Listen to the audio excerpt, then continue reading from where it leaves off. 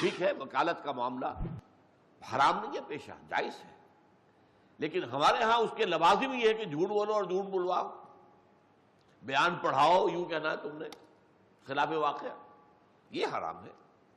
لیکن یہ اگر صحیح ہے تو ہوتا ہے یہ کہ فرض کیجئے مجھ سے کوئی خطا ہو گئی ہے اور مجھے معلوم نہیں ہے کہ میرا ملکی قانون یا اسلامی شریعت میرے لیے کیا کیا رعایات دیتا ہے، وہ مجھے معلوم نہیں ہے، تو میں وکیل کرتا ہوں، وہ جا کر عدالت کے اندر وہ چیز جو ہے واضح کر دیتا ہے اور میں بچ جاتا ہوں۔ یہ ٹھیک ہے، بہت اچھی بات ہے، کیونکہ قانون عام آدمی تو نہیں جانتا، عام شہری تو شریعت کی باریکیوں سے واقف نہیں ہے۔ تو ایکسپرٹس ان لا، یہی ہمارے ہاں جو ایکسپرٹس ان لا ہے وہ ہمارے یہاں فقہا کہلاتے ہیں۔ وہ فقیہ جو ہے وہ جو ہے کسی کی طرف سے دفاع کر سکتے ہیں، کسی فریق کی طرف سے جا کر اس کے مقدمے کو پیش کر سکتے ہیں۔ میرا ایک مقدمہ ہے لیکن میں اس کو پیش نہیں کر سکتا، میں بول نہیں سکتا، بات نہیں کر سکتا صحیح طور پر، میرے اندر وہ استطاعت نہیں ہے، وہ صلاحیت نہیں ہے۔ آپ ایک وکیل کی مدد حاصل کریں۔ معاملات بہانوں سے کیا کریں، اس کے بغیر تو کاروبار چلتا ہی نہیں جی۔